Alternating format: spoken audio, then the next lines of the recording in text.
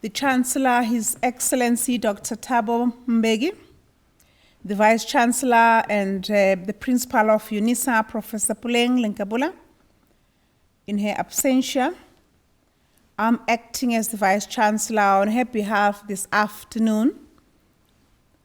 To the professor that we are about this afternoon, whom we are inaugurating, Professor Adebayo Yusuff, his family members, parents, siblings, children, his partner, friends, and loved ones, members of the College of Science, Engineering, and Technology, esteemed professors who are gracing this lecture this afternoon, academics and administrative staff, colleagues, distinguished guests, UNISA students, and visiting students from other higher education institutions who are with us this afternoon, supporters, funders, UNISA alumni, and again, most importantly, Professor Yusuff,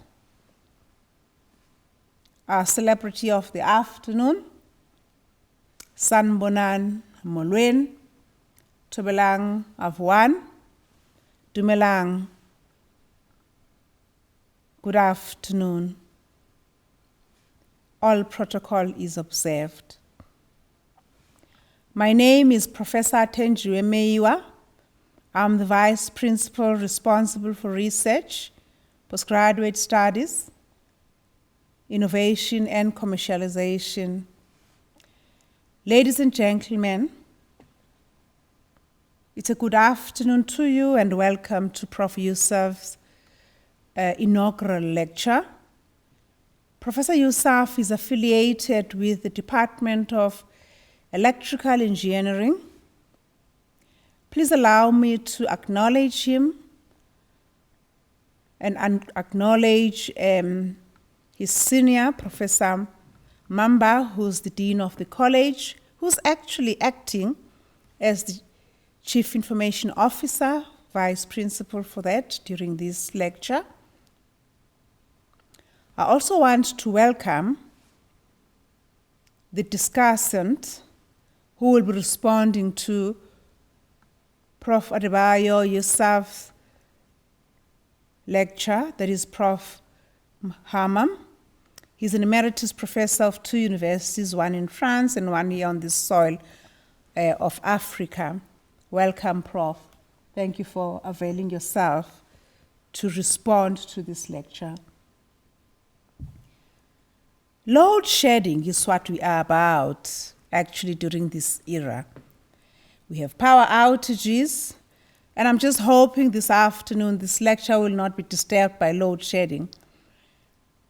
As in the last few weeks, we've been scrambling for resources within our homes as power goes out. And I'm just thinking if Prof. Yusuff's lecture is, if anything, responding to load shedding. But of course, as an engineer who within the field of electricity, his lecture shall be looking at that. And indeed, we are in turbulent, challenging times within the country, on the continent, as well as globally, because of energy resources that are far and few in between, and in some rural areas that Prof. Yusuff talks about in his lecture are actually in dire need of. These are times, aside COVID-19, there are times that we put questions on the provision of energy.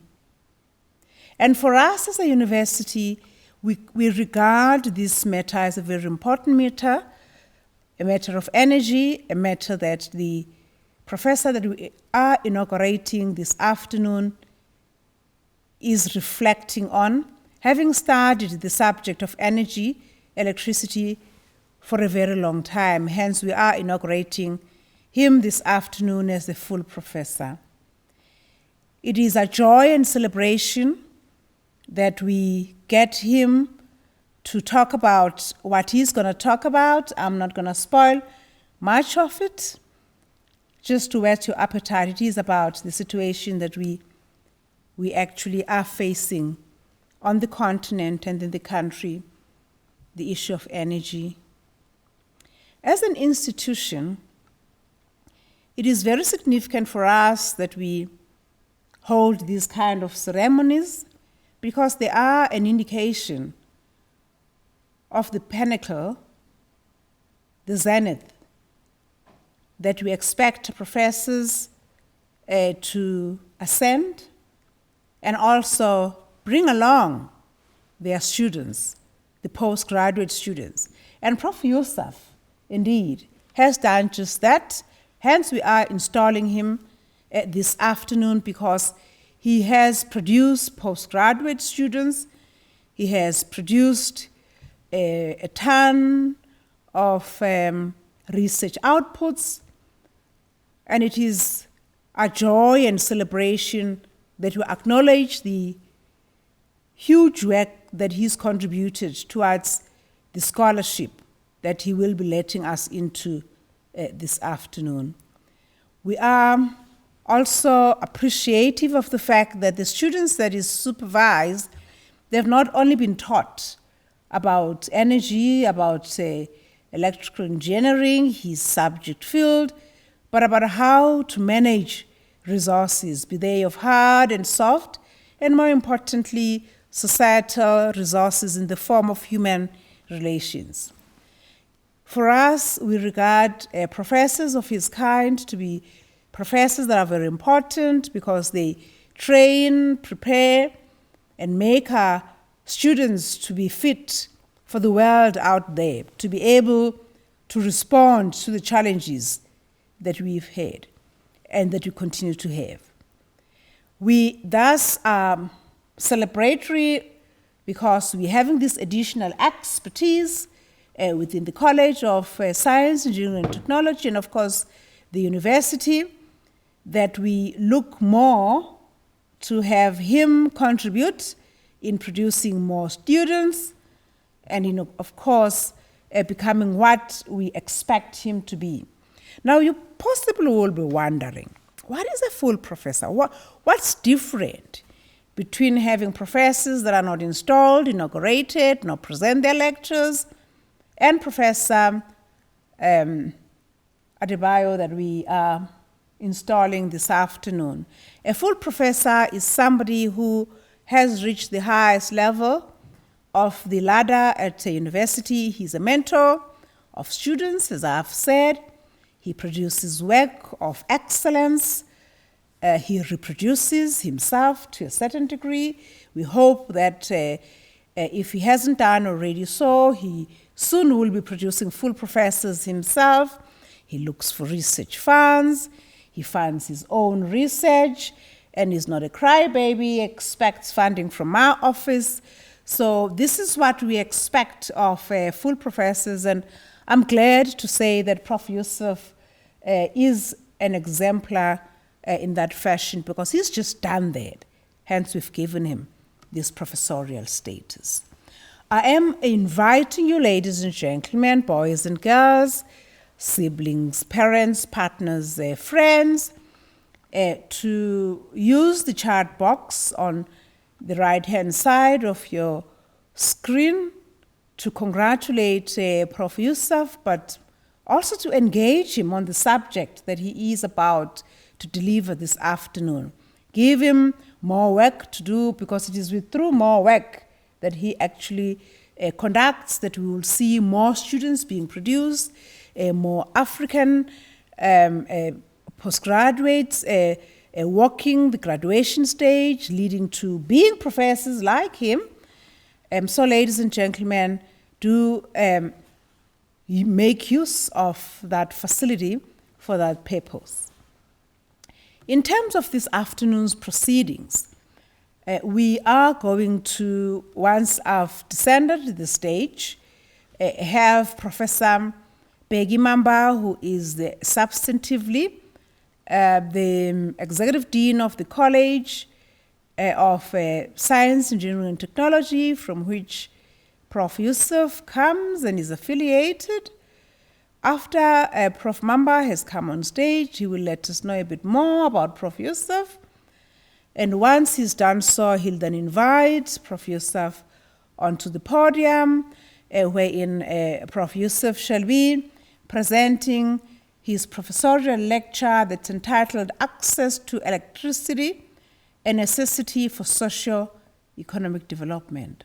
How apt, how relevant, and indeed how important for this season of load shedding, at least in this country. I welcome also people who are external to South Africa, who are actually participating in this lecture. We appreciate your presence, and you probably would, in particular if you are on the African continent, relate to what Prof. Yusuff shall be talking about.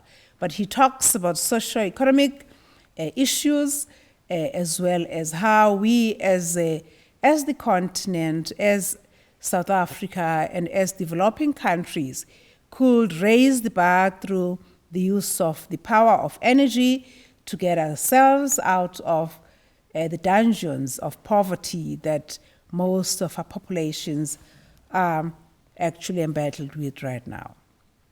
After Prof. Yusuff has presented his lecture, he shall be followed by an emeritus professor. Now, that's a very big professor there. This is an import, ladies and gentlemen. We got him from France to come to respond to this lecture. That's Prof. Hammam, who's an emeritus professor. Now, what is an emeritus professor? People may be thinking, what on earth is there?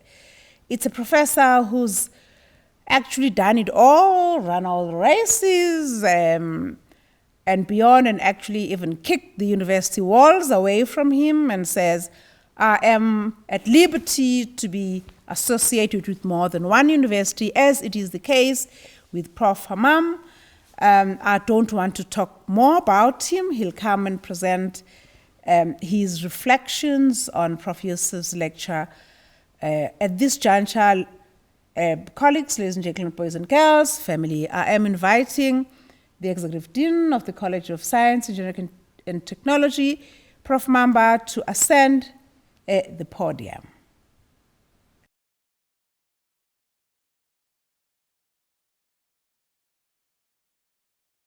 Professor Meyiwa, the Vice Principal for Research and Innovation, Postgraduate Studies and Libraries at the University of South Africa, who is standing here as the Vice Chancellor to oversee this inaugural lecture. And I would also like to acknowledge the presence of the members of the Executive Committee of the College of Science, Engineering and Technology, colleagues of Professor Yusuff in the Department of Electrical Engineering, colleagues at the College of Science, Engineering and Technology who are here, guests who are collaborators, compatriots, and friends of Professor Yusuff who are in this inaugural lecture, friends and families, and collaborators from other universities who have tuned into this inaugural lecture. It is my pleasure as the Executive Dean of the College of Science, Engineering and Technology to welcome you to this inaugural lecture and also to read the citation of Professor Adedayo Ademola Yusuff, who obtained his PhD degree in Electronic and Electrical Engineering from Ladoke Akintola University of Technology of Moso, Nigeria in 1996. And that is where he obtained the first degree, which set off his journey in the academic career. And then he finished there as the best graduating student in his class. And then further ahead, he obtained a Master of Science degree in Electrical Engineering in 2002 at the University of Lagos in Nigeria. And also he was top of his class with a cum laude. Then he moved on to South Africa, where he is now, where he enrolled for the doctoral studies at Tshwane University of Technology in 2012. Between 1996 and 2000, the year 2000, he worked as a Creating Nigeria Limited as a systems engineer, where he was involved in various projects ranging from computer system networking to software development. And he was involved in automatic machine translation project in 1998 at the Defense Industry Corporation in Kaduna in Nigeria. In year 2000, he went back to his alma mater to take up an appointment as a graduate assistant. Thereafter, he joined the Tshwane University of Technology in 2011 as a lecturer, and he was promoted to the position of senior lecturer in 2014. Professor Yusuff joined the University of South Africa in 2016 as an associate professor, and in 2018, he was promoted to the level of full professor, and that's why he's giving an inaugural lecture today. His academic career spans over a period of 20 years. When he was at Ladeco in Akintola University, he was a member of the Curriculum Development Committee and a committee member on industrial training evaluation. He was also the Vice Chancellor's nominee for the University Information Communication Technology Center. In 2006, he became a principal manager of Ladoke Akintola University of Technology Information Communication Technology Center. And during his career at Tshwane University of Technology, known as TUT, he served as a member in the Departmental Committee on Research and Innovation, a committee on curriculum development, and a committee on the integration of HIV/AIDS to the engineering curriculum. He was also instrumental to the formation of the South African Institute of Electrical Engineering at Tshwane University of Technology. Coming to UNISA, he spearheaded the formulation of the framework for coordination of postgraduate students and studies in the Department of Electrical and Mining Engineering. He is currently serving as a member of the Departmental Committee on Teaching and Learning, and he has spearheaded the formation of a research group on power, energy networks, and optimization known as PENO in the Department of Electrical and Mining Engineering, with the aim to use it as a launching pad to attract funds, collaboration, and to enhance human capacity development. Professor Yusuff has received a number of grants. Among them, it was the XCOM grant, and he has also received donations from industry, which is worth hundreds of thousands of rands. And in terms of his professional membership, he's a member of the South African Institute of Electrical Engineers, the member of the South African Association of Energy Efficiency, and a member of the Nigerian Society of Engineers, and also a member of the Institute of Electrical and Electronic Engineering. He's also a registered professional engineer with the Council for the Registration of Engineering in Nigeria. He's a member of the organizing committee for the IEE Energy Conference and the IEEE Power Africa Conference, and he has served in his academic citizenship as a reviewer of several journals. Professor Yusuff specializes in adaptive electrical power transmission network, application of computer intelligence schemes for operation, control, and protection of advanced power grid, and is also involved in integration of intermittent and renewable energy sources to the power grid.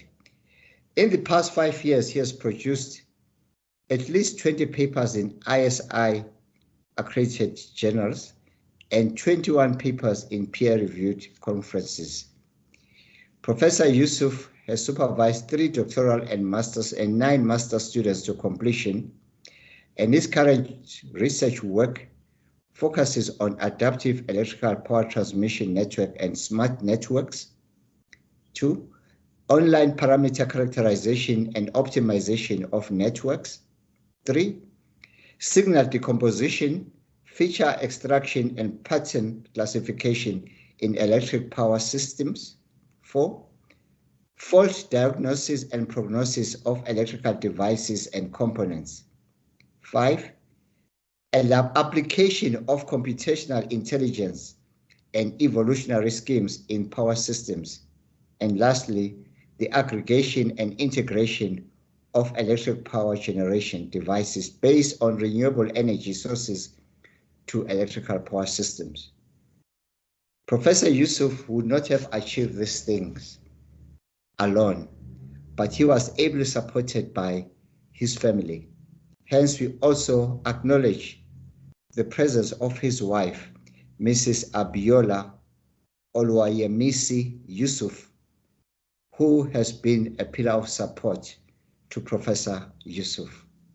Without any further ado, I would like to invite Professor Yusuff to come and present his inaugural lecture.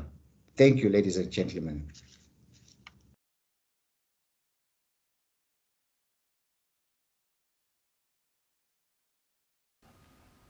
Thank you, Nadine, for nice and wonderful citation.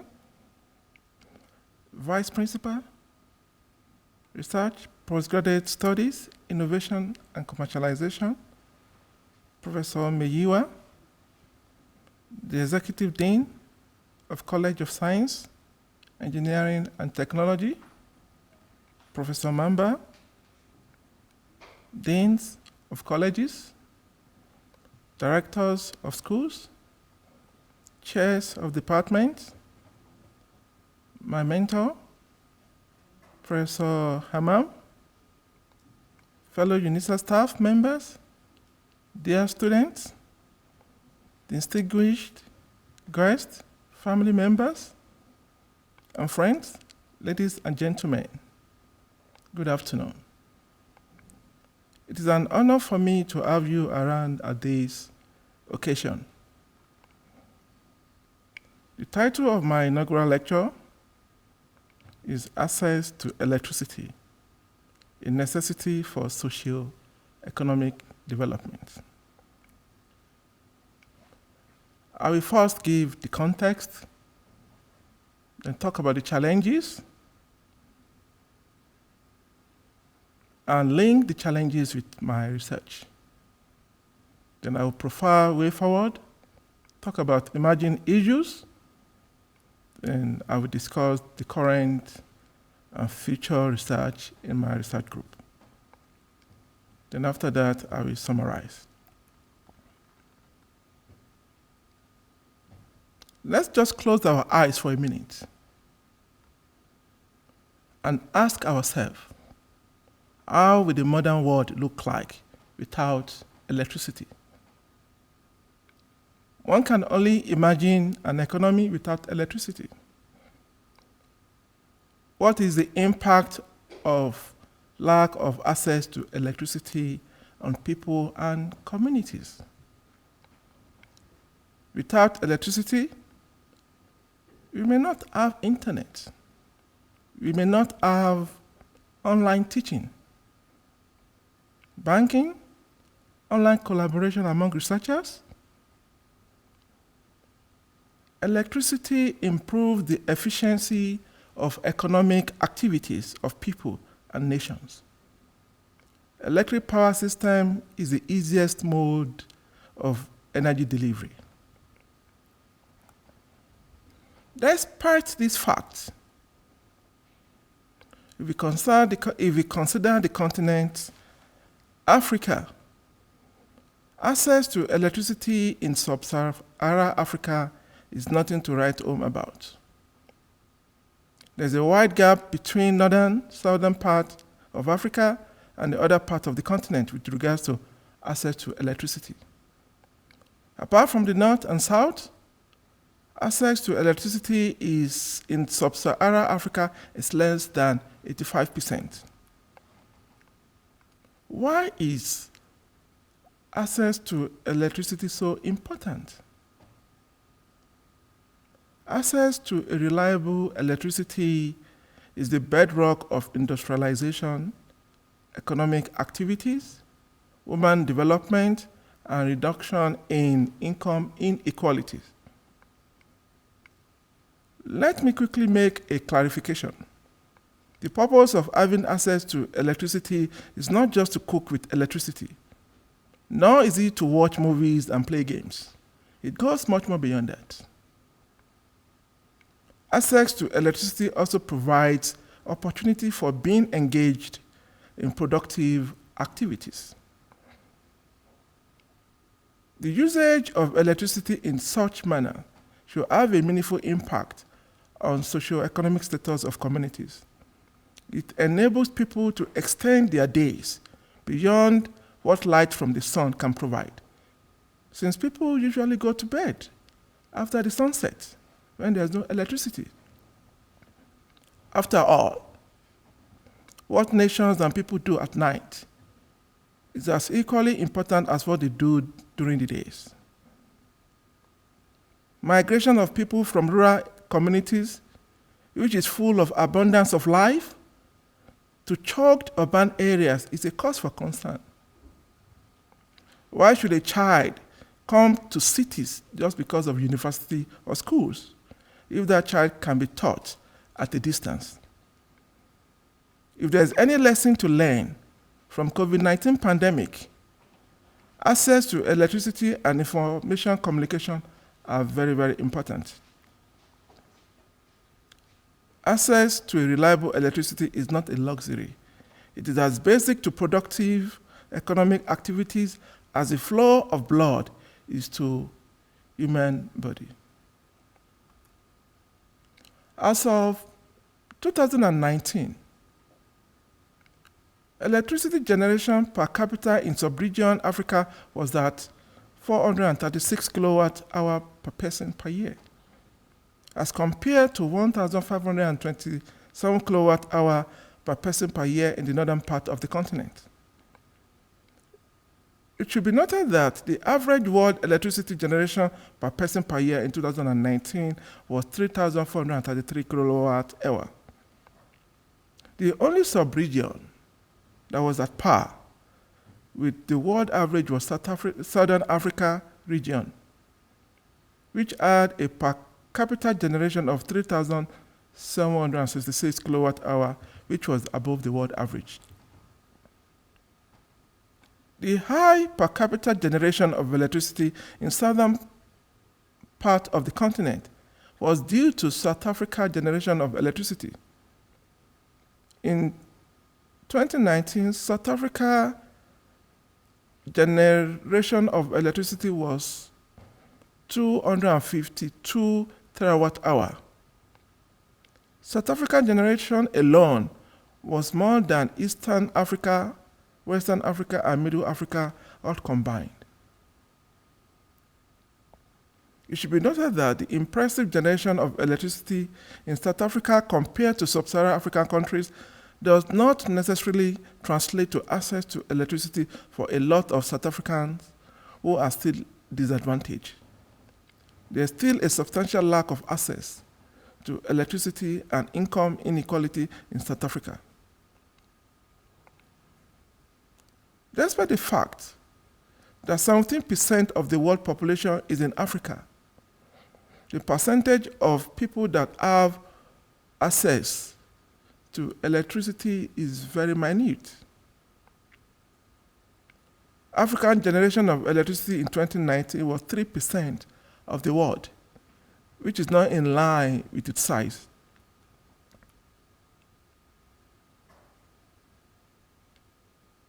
Apart from having a large population like 17% of the world population, how big is Africa when it comes to landmass? Africa is big enough to swallow landmass of US, China, India, Japan, both Eastern and Western Europe except Russia, based on landmass. In addition to this, the continent is endowed with abundance of natural resources: diamond, gold, iron ore, platinum, even uranium we have in Africa. But due to lack of a reliable supply of electricity in many countries in sub-Saharan Africa, minerals are exported without adding values to them. No employment value chain is created. And the impact on the life of communities,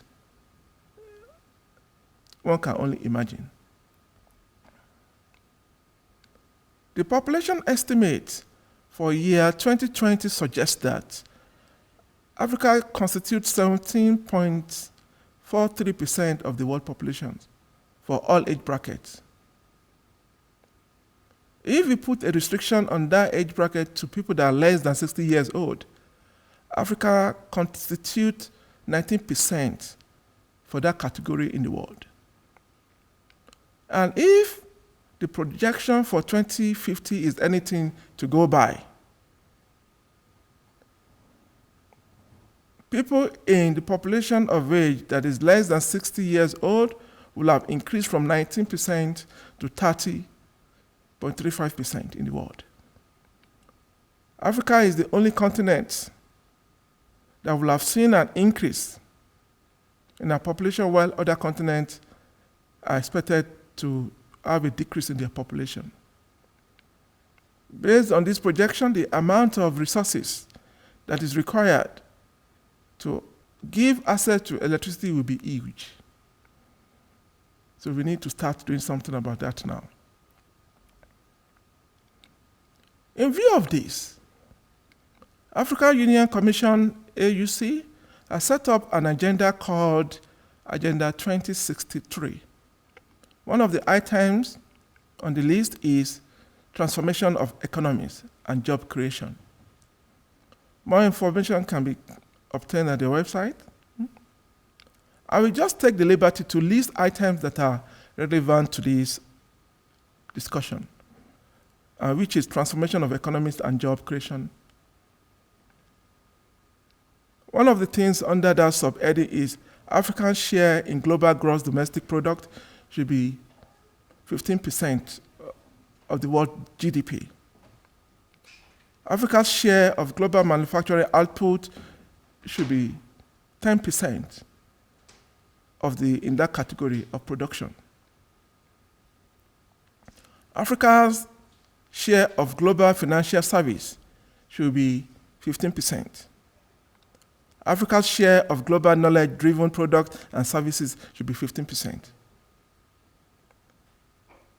How can we attain this objective when people do not have access to electricity?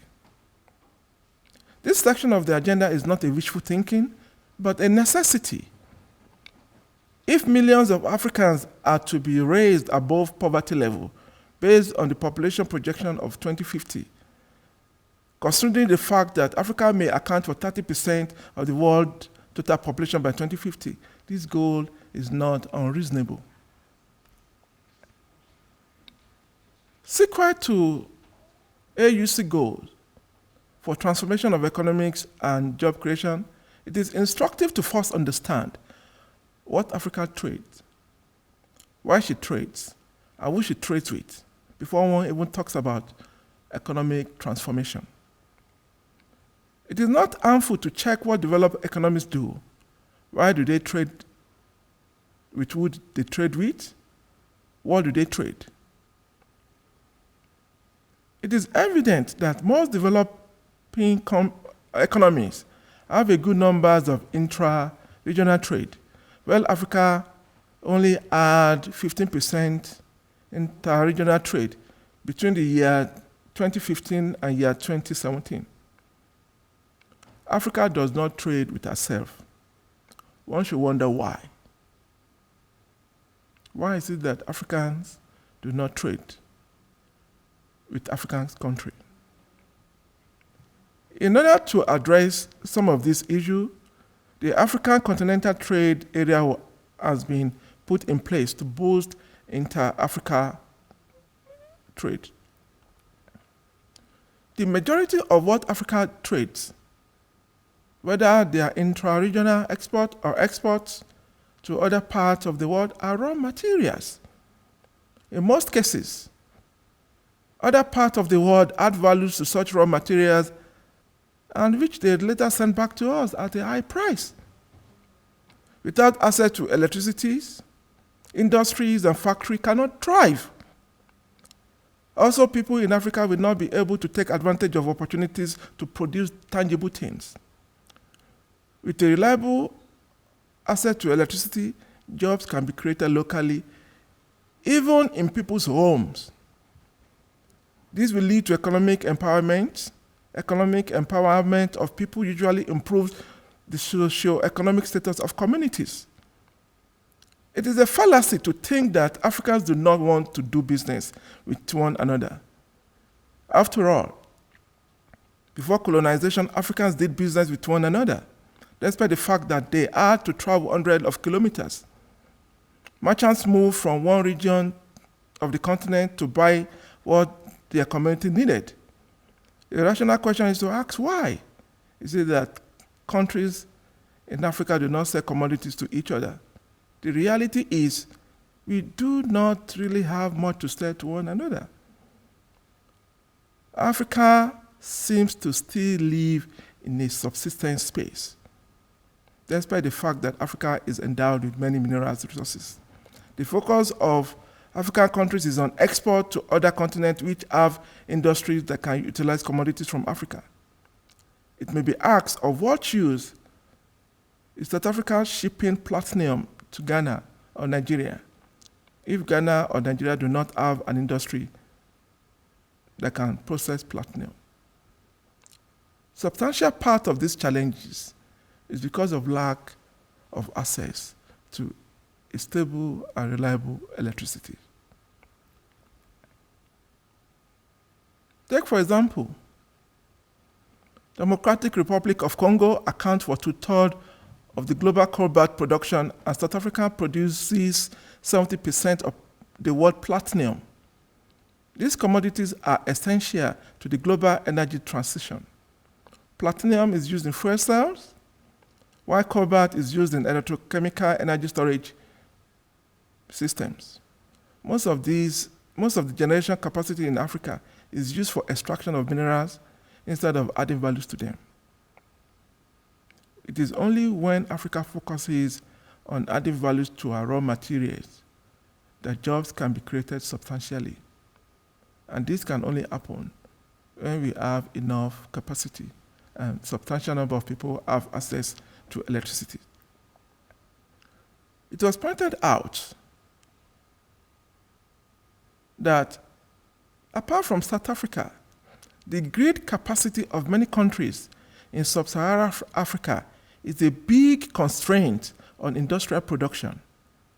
If business entities, factories, and industry that pay heavy taxes, the government, if they do not have adequate supply of electricity, one can only wonder what will happen to people living in our townships and villages. In some countries in Western Africa, such as Liberia and Sierra Leone, the power needed to operate a medium-sized mine is even beyond the capacity of the grid. Consequently, some mines have to produce locally power for themselves. Even in Nigeria, that seems to be the biggest economy, there's always the deficit of power generation. Take, for example, Republic of Guinea.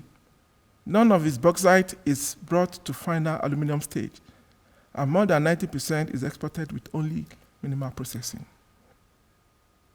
Jobs opportunity is lost for local communities. In view of the challenges that lack of access to electricity poses to the economy of sub-Saharan Africa, one can then ask, how can adequate supply of electricity that is reliable and affordable be provided? Few of the challenges that should be addressed in order to ensure people, business entities have access to electricity are as follows. Electric power generation deficit is a big challenge. Network constraint, transmission network is a bottleneck and there is lack of investment drive towards it. In order to attract investment, there is a need for a framework on how to allocate cost to entities that use transmission line. Demand and cost is also a challenge. Just like any other business, extension of grid to a new place is demand-driven. If the demand in a community is not high enough, the drive to invest in the grid extension to villages will be low. There's a need for intervention here. An idea from just one boy in a village can change the fortune of a nation. We have to start thinking about digital economy. In the world of digital economy, the space and distance do not count. Electricity theft is another serious problem that needs to be tackled head-on. And this is where my research comes in. A reliable, resilient, flexible energy delivery system is the basic ingredient that is needed in the process of industrialization and digital economy. Even the fourth or the fifth industrial revolution cannot happen without electricity. What are the things that should be done in order to address this issue? And this is the way forward. It is necessary to improve generation capacity of electricity in sub-Saharan Africa. This should be achieved by building more generating stations or through sharing of generation capacity among neighboring countries in a power pool. Because without a reliable source of power, even if there is 100% access to electricity without adequate generation and network capacity, the quality of supply to consumers will be epileptic at best.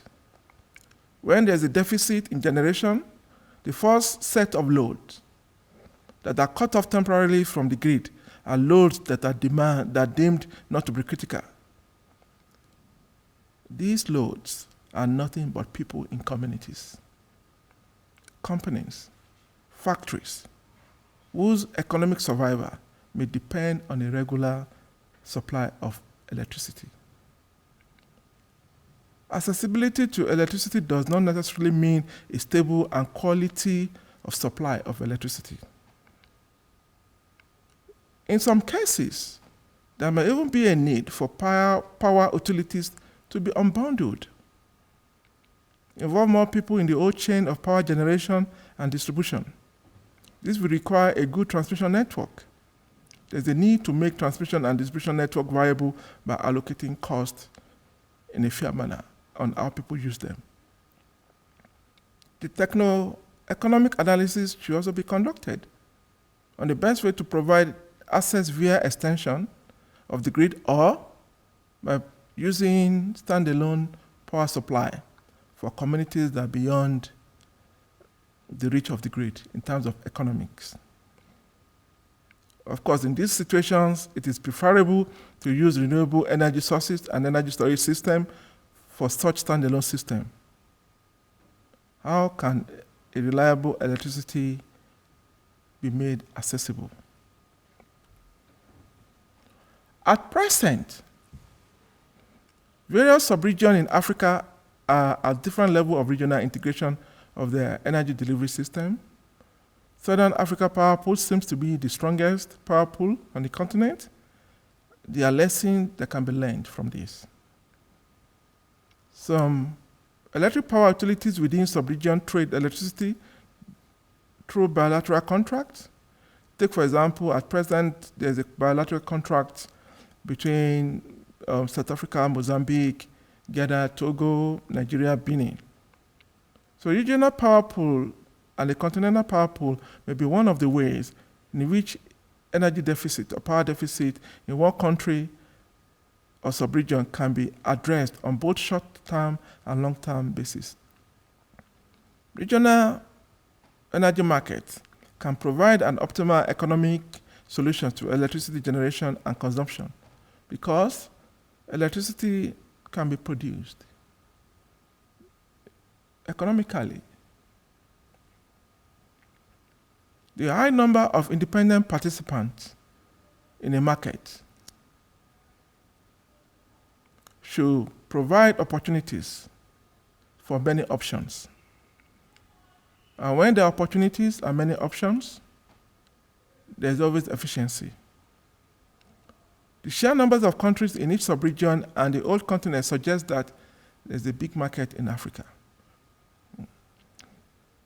There's a link between, of course, at present, there's a link between eastern and southern parts of the continent, as well as between the middle part and southern part of the continent. The power pools are trying to link up. However, the western part of the continent is isolated, and that is where we have the biggest energy deficit. I will give two examples of how power pool can be used to balance deficit from one country with a surplus from another country within a power pool. Some of the deficit in 9 countries can be used by surplus in 7 countries in West Africa. Nigeria has a deficit of 3,407 megawatts based on report from UNEP. Burkina Faso had 110 deficit in 2018, while during that year, Ghana had a surplus of 1,286 megawatts, and Cote d'Ivoire had 321 megawatts hour. By playing around with this deficit and surplus, you can actually minimize the aggregate deficit or surplus in a power pool. Of course, despite this, the West African power pool still had a cumulative deficit of 1,932 megawatts in year 2018. And the expected deficit for year 2025 for that scenario is 433 megawatts. So despite the fact that deficit in Nigeria and Burkina Faso will have increased by 2050, the increase in Cote d'Ivoire will always assist to reduce the aggregate in deficit, because between the year 2018 and 2050, Cote d'Ivoire will have actually increased our generation from 321, the surplus from 321 megawatt hour to 1,547 megawatt hour. Although a good regional power pool should make it possible to reduce power deficit within its pool, it is evident that West African power pool has an aggregate deficit of 1,932 megawatts. This suggests that the West African power pool is not yet fulfilling one of its objectives to eliminate generation deficit. Unlike the Western African power pool, Southern Africa power pool has the capacity to offset deficit in its pool. Southern Africa power pool is the strongest pool in the continent. The generation of surplus in South Africa, Angola, and Botswana can make up for deficit in other countries in the pool. Like Botswana, Namibia, Malawi, Lesotho, and Zambia. They all had deficit in 2018. But the fact that South Africa had a surplus of 8,847 megawatts, and Angola had 2,492 megawatt hour, those are more than enough to offset the deficit. And as a matter of fact, the South African power pool had an aggregate surplus of 404 megawatt hour, which is more than enough to offset the deficit in West Africa.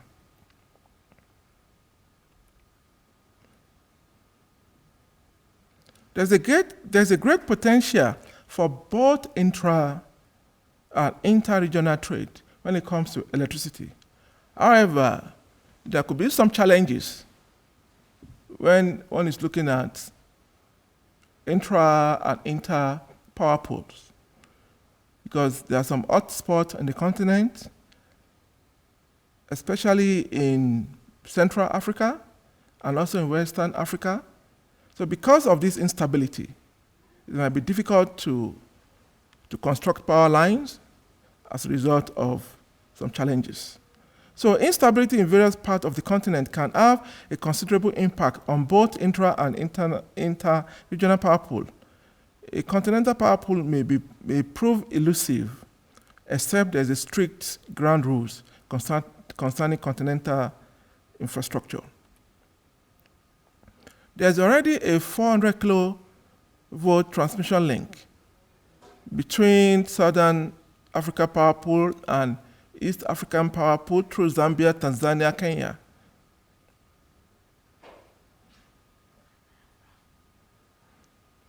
Maybe a continental power pool may even make leaders in Africa to pay more attention to social justice and diversity on the continent. It is evident that there is a possibility of connecting Eastern Africa Power Pool with the South African Power Pool. However, due to instability in Central Africa region, connecting West African Power Pool and other power pool may be problematic, to say the least. How do we attract investment to transmission network? Because it's also a challenge. In many cases, transmission network is a bottleneck. An appreciable improvement in quality and reliability of electric power supply may necessitate unbundling of most electric power utilities. In some cases, the whole chain may be privatized to encourage competition. A smart electric distribution network business model has been presented in many research work. However, unbundling electric power utilities also have its own challenges. Transmission network may be a bottleneck that causes congestion if care is not taken. This may be due to the fact that a private company interest majorly lies in maximizing a profit as a result. Required investment in network expansion may be delayed. Network congestion may limit the amount of power that can be evacuated, or even the number of market participants in a liberalized power system market. Another issue that needs to be addressed is how to charge for transmission network usage and associated loss on a fair and reasonable manner. An example of a scheme that illustrates how to allocate costs to network participants using IEEE 39 test network has been presented and investigated in our research group. A fair and robust cost allocation scheme should not only consider load demands, but also electrical distance from source and network usage. In one of the works we did in our research group, what we did was that we split the IEEE network based on whether they are load sources or whether they are generating sources. The splitting of the network can be done after a power flow analysis, and this is based on the area that serve each load. Take, for example, in the IEEE 39 test network, generator nodes 32, 33, 35, and 36 are sources of active power to load node 15. Hence, it is only reasonable that in such a system, the losses should only be allocated to those generators and the link they are using. A very simple case of this is like asking somebody that is staying in KwaZulu-Natal to pay for e-toll in Gauteng. And the same argument can be posed for how do you share losses or how do you allocate cost of using transmission line between load nodes or generator nodes. In a similar scheme, we reported. We have also reported how to decompose loads and allocate, how to decompose network and allocate losses to them. Loss allocation to all generator nodes based on optimal power flow have been reported in our research group. And one of our recent work, we actually showed that the fact that a generator is generating a large amount of power does not mean substantial losses should be allocated to it. That is the cost of network usage. So there's a way we can do that. It's like saying that somebody that is staying in Pretoria has a big car, expensive car, then that person has to pay for plying a road in Joburg that I never used. That is not fair. So the philosophy of what we did was that somebody that does not use a highway should not pay toll fee.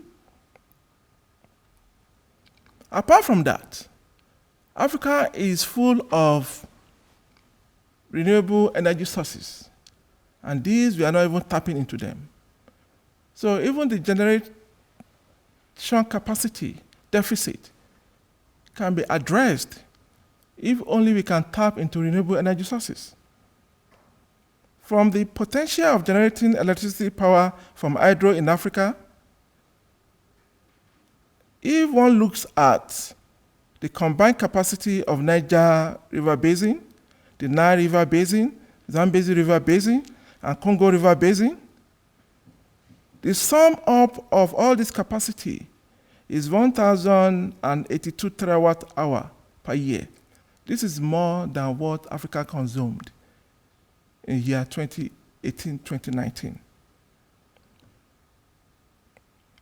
Also, the technical potential of generating electric power from wind in coastal region of South Africa, from fixed and floating installation, from wind power,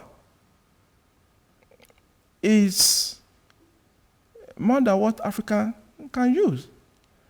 The fixed installation is 49 gigawatts, and the floating installation is 852 gigawatts.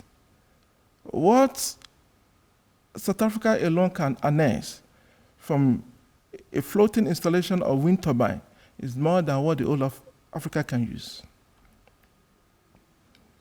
In 2009, a multi-billion renewable energy project to harness and export power from solar and wind generated in Africa desert and Middle East was embarked upon by a company in Europe. The aim of the project was to provide up to 15% of Europe's power from Africa by year 2050. Unfortunately, most investors pulled out of the project in 2014 based on two reasons: the cost and lack of interest in North Africa and Middle East. Although Northern African states carry significant political risk in the context of destabilization in Libya, this also highlights the importance of stability in Africa to provide reliable access to electricity. In places where we do not appreciate as Africans, other people see opportunities. The desert sun can provide more power in 6 hours than what humankind could use in a whole year. This huge amount of energy can put power on the whole of the continent if we only have a good storage facility.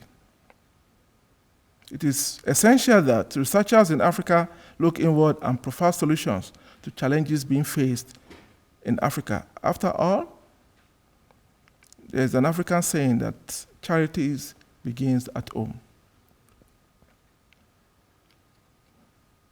Apart from looking at providing access to electricity in urban areas, Africa has a substantial number of people that are living in rural areas.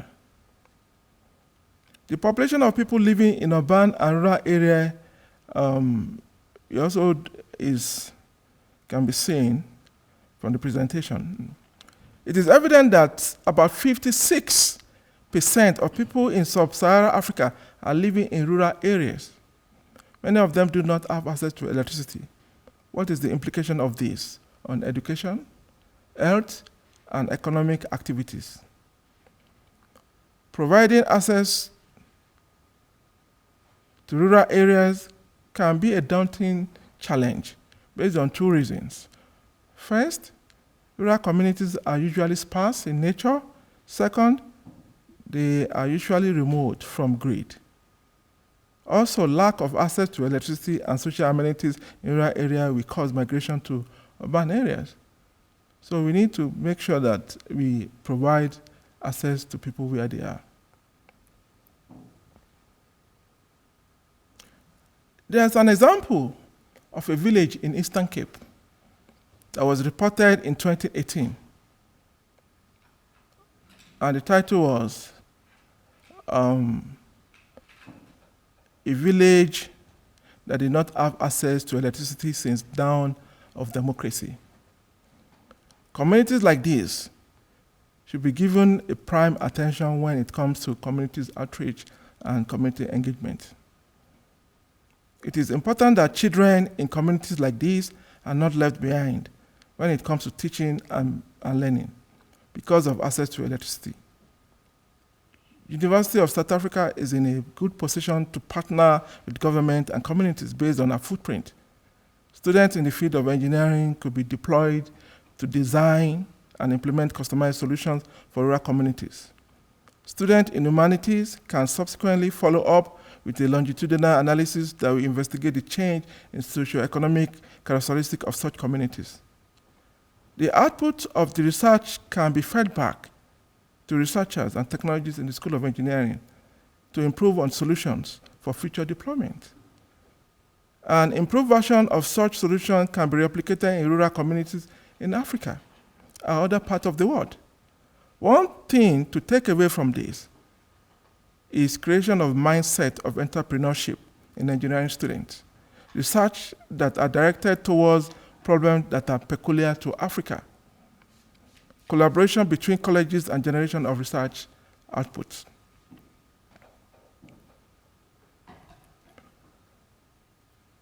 Few of the investigations we did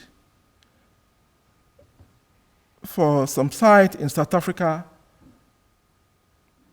on how to use a combination of wind turbine, converter, electrolyzer, hydrogen storage, and fuel cells have been reported in the year 2021. In our research, we investigated the capacity of the village, and we noticed that the problem of access to electricity can be addressed in that village, in Vaal. Apart from having access to electricity, it is also important that electricity is affordable. So our research group in UNISA also investigated a case of how you can reduce the cost of affordability for a middle-income household in an urban area. And based on the assumption that the cost of electricity will increase by 5% for a period of 10 years, we also made a provision for energy consumption increase by 15% for over a period of 10 years. And the results that we obtained showed that almost 25% of operating costs could be saved.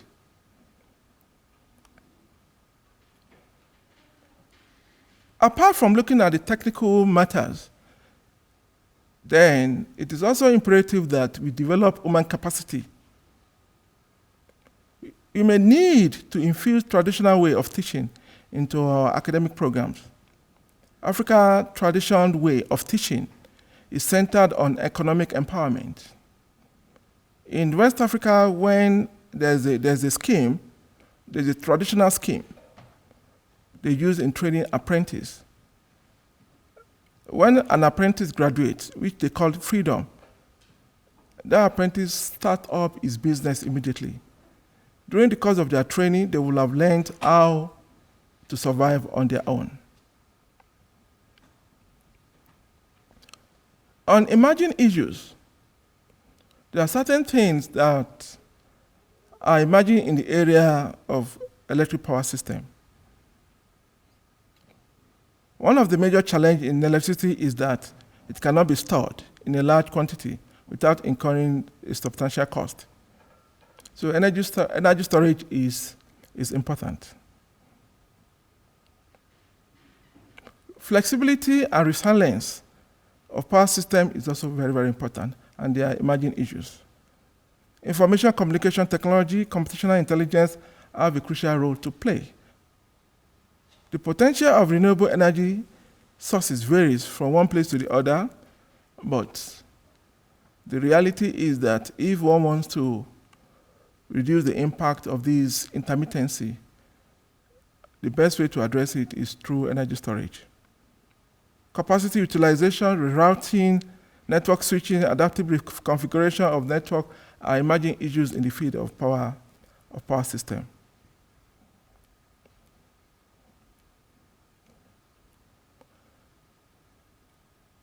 Our current research in PINO are in line with the emerging issues.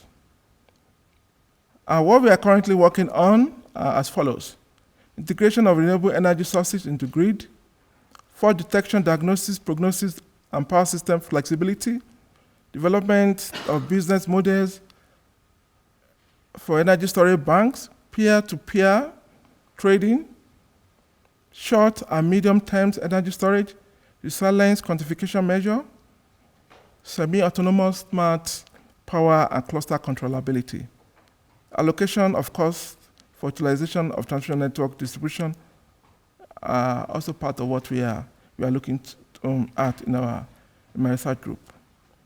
In summary, capacity deficit and cost recovery are important to availability of reliable electricity. This is a high potential. There is a high potential for economic growth in Africa. However, without access to electricity, it will be difficult to address socioeconomic issues in local communities and sub-Saharan Africa at large. Millions of Africans will not be able to improve their quality of life, talk less of making contribution into digital economy. It will be difficult for industry to spring up in rural areas and some places in urban areas where there is no access to electricity. In addition to lack of access to electricity, the migration to urban areas is going to pose a problem. Lastly, it is equally important to incorporate entrepreneurship in our engineering programs. This is essential in order to change the mindset of our graduates from job seekers to those who take advantage of opportunities in solving problems in our society. Such a mindset will see challenges in various parts of the continent or the world, for that matter, as opportunities that need solutions. It is only when we solve a substantial number of our problems by ourselves that we can create a sustainable economic activities in Africa. Sustainable economic activities in communities should improve the socioeconomic status of communities. In this lecture, I have mainly focused on access to electricity and sub-Saharan Africa, but the same logic is applicable to other regions in the world that have similar challenges that sub-Saharan Africa is facing. I thank you all for taking the time to come for this lecture. Thank you.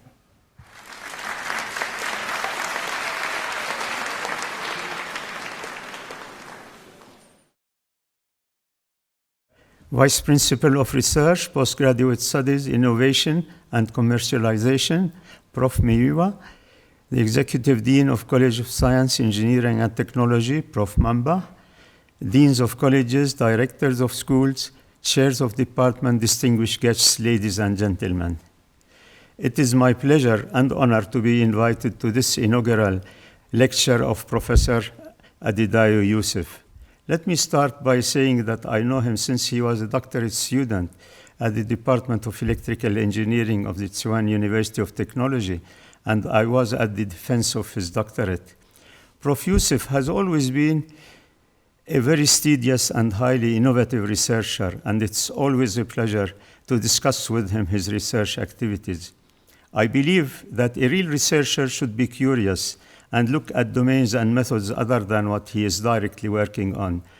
I'm sure that this attitude enriches and improves the quality of his own research.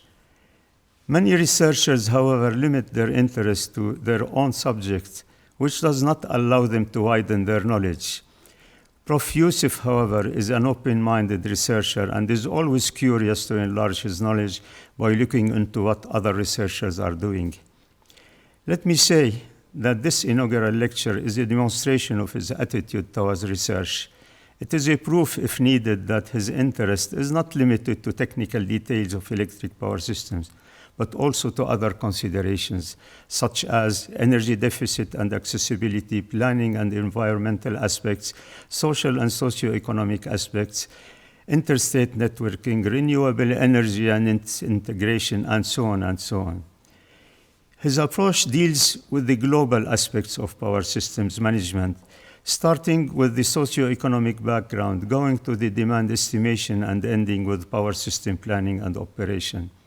This is summarized in his presentation under the title, "This is where my research comes in." To me, this demonstrates an excellent insight and understanding of the global issues related to providing electricity to all spectrum of users. This has also led to numerous publications, averaging more than 4 journal papers and more than 4 peer-reviewed conference proceedings papers per year in the last 5 years. Let me further add that we have supervised together postgraduate students. Observing his work, I noticed a highly devoted person who is always dedicated and without economizing his time to the proper guidance of students. This, I'm sure, is a very important quality of a professor and renders him a very important asset for an academic institution. Finally, let me add that utility networks are not limited to electrical power systems. If I need to add something, let me mention that there is another utility network of utmost importance to developing countries. This is the water distribution network. I think the knowledge of Prof. Yusuff in the domain of electrical energy distribution is very useful in the domain of water distribution system, and I encourage him to do so. I wish him the success in his career and look forward to seeing his future contributions. Thank you for listening.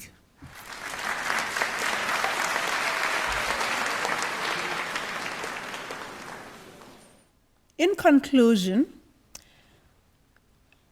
ladies and gentlemen, colleagues, boys and girls, students, we are coming to the end of celebrating this achievement of Prof. Adedayo Yusuff, in which is acknowledged the significance of electricity for not only advancing economies of nations, but also education. He looks at how electricity is important for the benefit of education and advancing us further, which is in itself a contribution to socio-economic circumstances that will need to be pulled out of the dungeons to which I made reference to, that is poverty.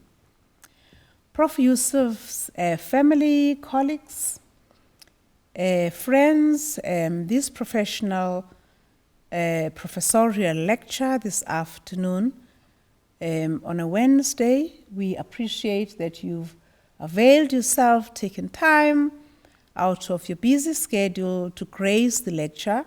I want to thank the a professorial professor who's presented us with such a wealth of wisdom and ways of responding to the challenges that we are faced with within the continent and on the South African soil.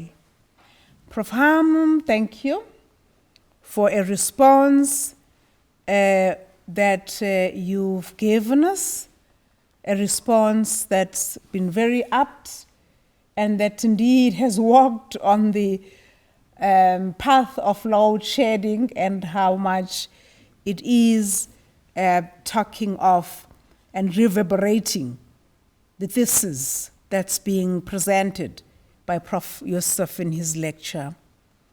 Thank you to everybody who has come to support this lecture, who has not been greedy with the congratulatory remarks on the chat, and who've also presented some notes for consideration, not necessarily possible today, but in the future, for future research projects that Prof. Yusuff will need to take into account, as we all are experiencing lack of electricity at an optimal level right now.